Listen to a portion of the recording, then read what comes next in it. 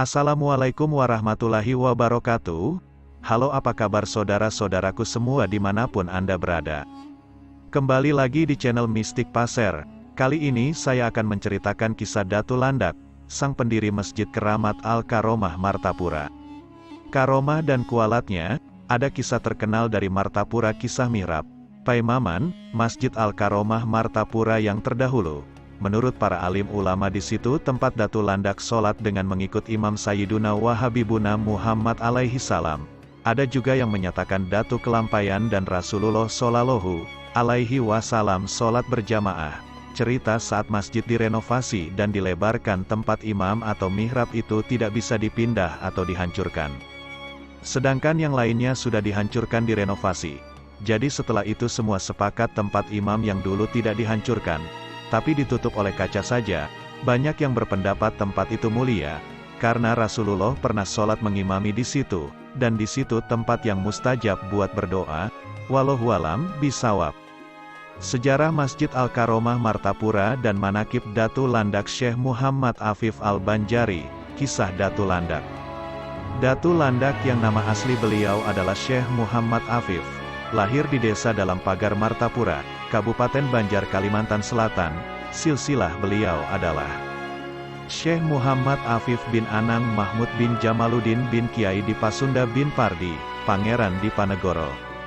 Sedari kecil beliau diasuh oleh orang tuanya yang berlimpahan dengan ilmu-ilmu agama hingga beliau terkenal karena kealimannya dan ketaatannya dalam menjalankan ibadah sesuai agama beliau. Karena itu Allah banyak memberikan beliau karomah dan kesaktian. Dalam satu riwayat diberi gelar Datu Landak adalah karena pada waktu berzikir seluruh badan beliau juga ikut berzikir dan segenap bulu-bulu di badan beliau memancarkan cahaya hingga tegak menembus baju seperti bulu binatang landak.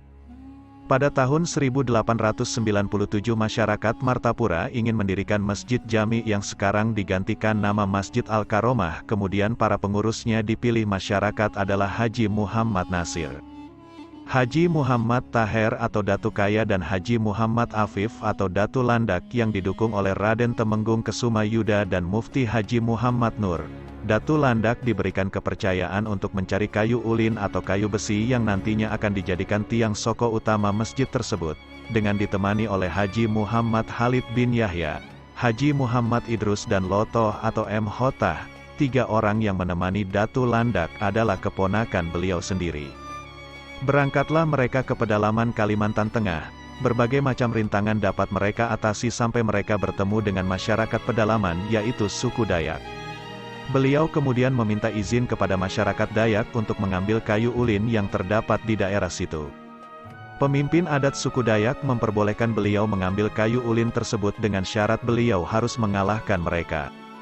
Karena kepala suku ini ingin menguji ilmu dan kesaktian beliau. Sampai akhirnya beliau berhasil mengalahkan mereka dan mereka mengakuinya. Sampai akhirnya mereka bersahabat.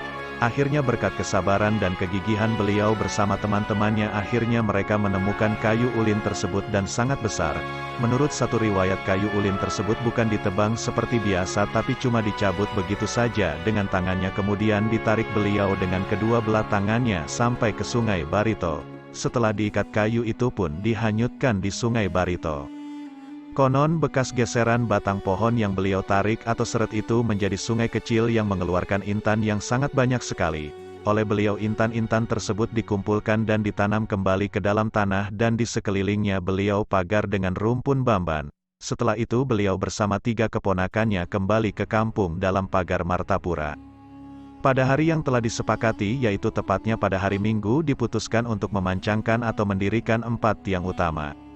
Namun yang menjadi masalah bagaimana mendirikan keempat tiang masjid yang besar dan panjangnya sama dengan tiang Masjid Sultan Suryansyah Queen Banjarmasin tersebut. Karena pada saat itu belum ada alat canggih seperti sekarang, tidak usah bingung, biar saya yang akan mengangkatnya, kata Datu Landak. Semua yang hadir jadi terdiam, ingin tahu yang akan diperbuat oleh Datu Landak. Puk, puk. Beliau menepukkan tangan beliau ke lantai dan keempat tiang utama kayu ulin yang besar tersebut serentak berdiri dengan sendirinya sesuai yang diinginkan.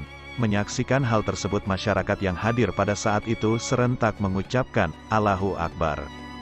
Begitulah sekelumit perjalanan seorang wali Allah. Datu Landak diketahui wafat pada usia 90 tahun pada 1916 Masehi dan dimakamkan di Desa Kelampayan, tak jauh dengan makam datuknya, Syekh Muhammad Arsyad Al-Banjari. Kalau ada kekurangan kisah atau riwayat ini, saya minta maaf sebesar-besarnya kepada saudara-saudaraku semua. Wabillahi taufik wal hidayah. Assalamualaikum warahmatullahi wabarakatuh. Salam budaya.